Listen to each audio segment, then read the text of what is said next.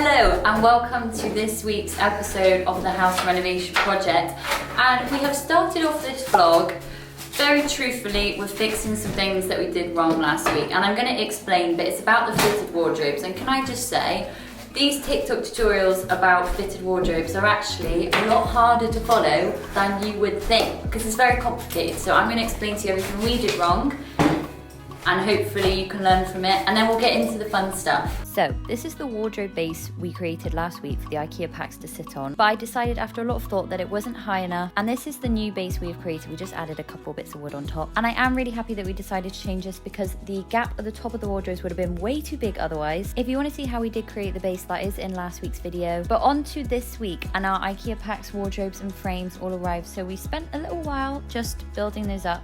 I'm not going to give you a tutorial on how to do that because it did come in the instructions, but you wouldn't want to follow me anyway because I did get some of it wrong.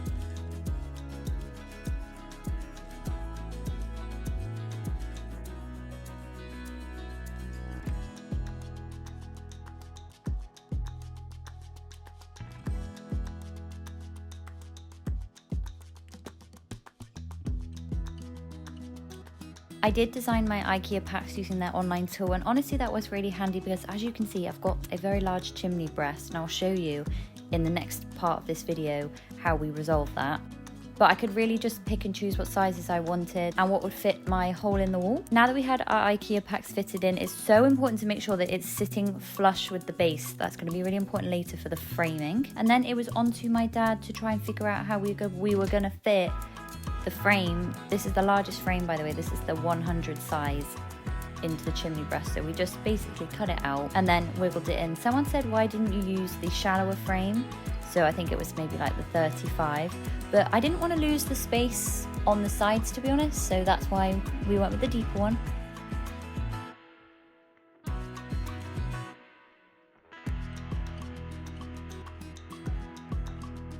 Now it's time to add in the drawers and the accessories. I am really glad I upgraded slightly. So I got some of the little trouser holders, the jewelry holder, and I also got some of the glass door drawers, and I think that they just look so good, so I did spend a little bit extra on those. Now this is where the IKEA wardrobes are going to look built in. So we popped a couple of little frames at the top and then added 18mm MDF from B&Q onto the tops. We also added it all around the sides and all down the little joins where the wardrobes meet and all around the bottom. So now all of the frames are encased by this 18mm MDF, and now we have this fitted look. To attach this, we just use some steel pins as they're easy to hide. Okay, me and Dad are off now to go to B&Q because we're going to go get our doors cut. You can get like a huge slab of MDF, which I think is going to do all of the doors that we need for only £30, and they cut it for you basically, and you get 5 cuts for free, and the rest after that are only 50p a cut.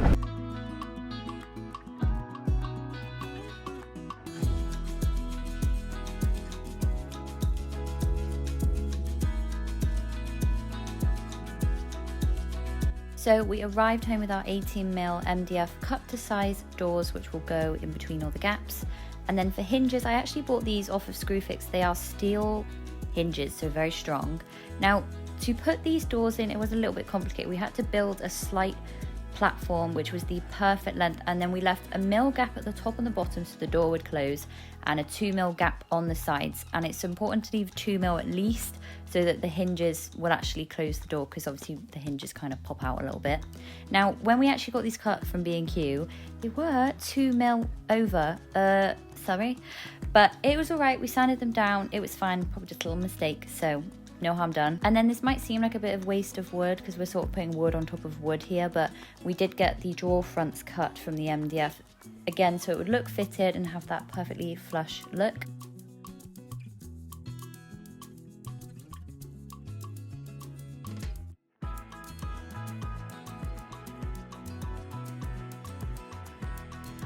Hello guys, so we realised that we have made 2 errors on the wardrobes, and I want to share with you what they are so that anyone watching this doesn't make the same mistakes we have.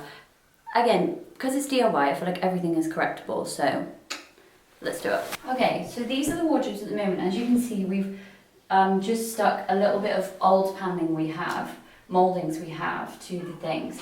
This is not what we originally planned to do. The original plan, and I'll show you a photo, is that all of this comes out because it falls in line with a panel piece that sticks on.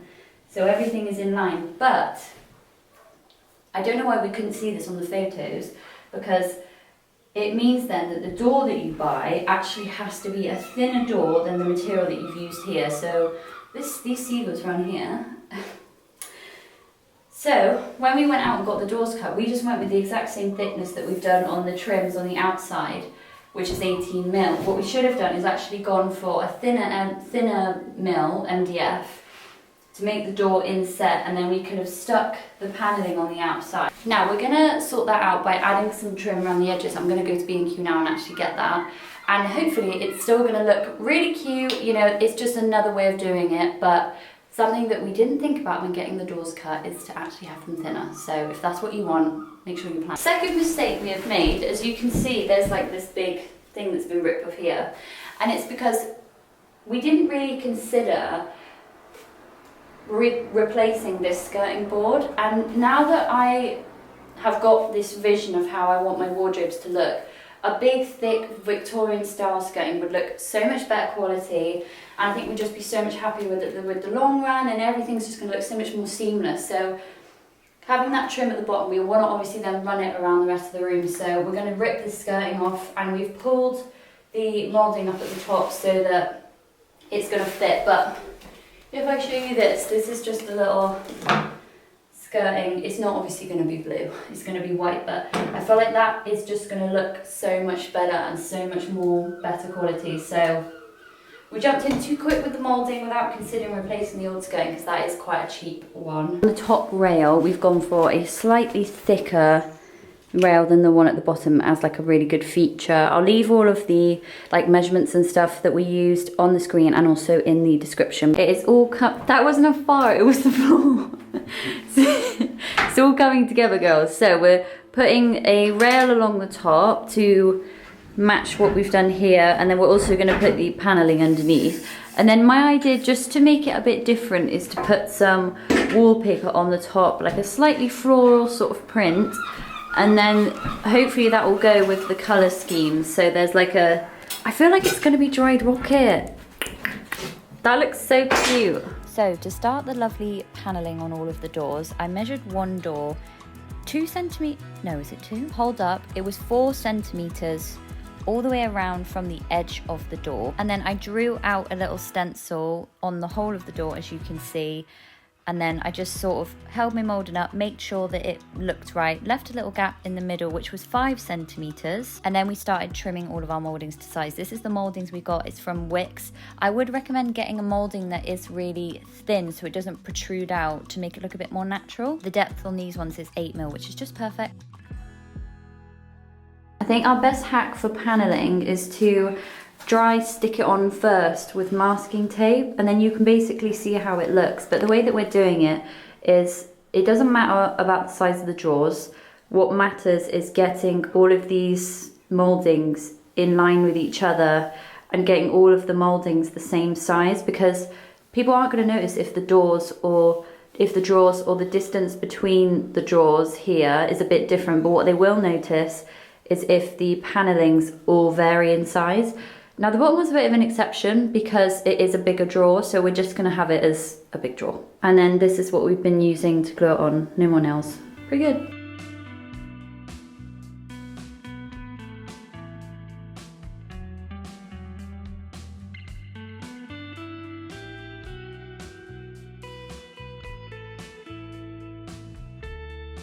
So we have finished the panelling on this side now.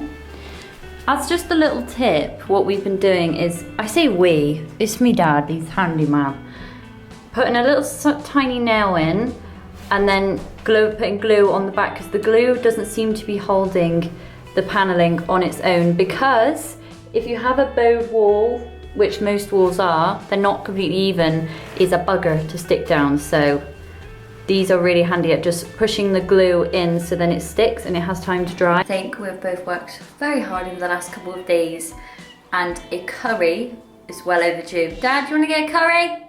Yay. I don't know what day of the renovation it is, but it is Friday, and today we're going around filling any cracks, number one. We're going around the mouldings and we're just filling them with wood so they look nice and flush like they were built there. and my boyfriend is just finishing off the paneling on the drawers, and then that's the paneling done.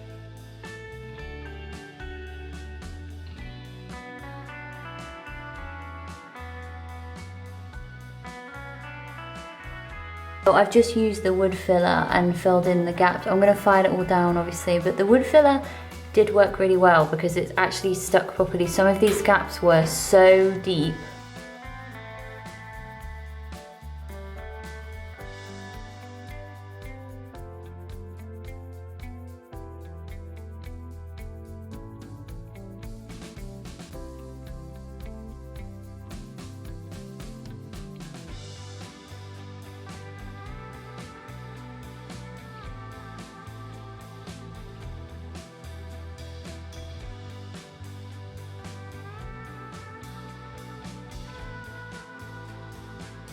Okay guys, so it is now Sunday and I've been at girls' night on the weekend.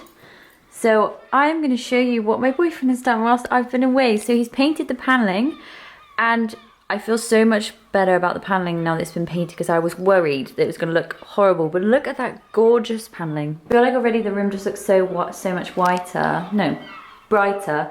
But this isn't the colours we're going to use. This is just matte emulsion to start with and prep the walls, but I think I'm going to go with Dulux Summer Linen, so I might include that in next week's vlog because I think Sunday's coming to a close and we just want to relax. But this is the other side. This one needs a couple more coats because it was the purple wall. And then this was a bit of a controversial opinion, but we said should we knock the wardrobes down in the master bedroom, and everyone was like no, keep them, they're really good storage, but they were too big, way too big, they were taking up too much space. And my boyfriend got to work and knocked them down, and I'm so glad he did because look, the master bedroom literally feels so much bigger now. Ouch! Sorry, I just stepped on the carpet, grandma. The master bedroom feels so much bigger, so much more spacious because we would love to get a king size bed. Let me show you it as well from this angle. Like, look at all of that extra space, it's crazy. And I think this is going to be my favourite room because the plans I have for this is giving like coastal country house vibes, so yeah, we might get started on that possibly in next week's vlog. So I hope that you guys have enjoyed this week's vlog. It feels very bitty and messy, but that is the only way it can be done because renovating a house is very bitty and messy and chaotic and all over the place. So I'm just hoping that when I edit this now, it's all going to make sense. But yeah, I hope you've all been enjoying the renovation process so far, and come back for next week's vlog where hopefully we'll be getting up to much more fun stuff like wallpaper, painting the wardrobes and putting in some handles. I love you all!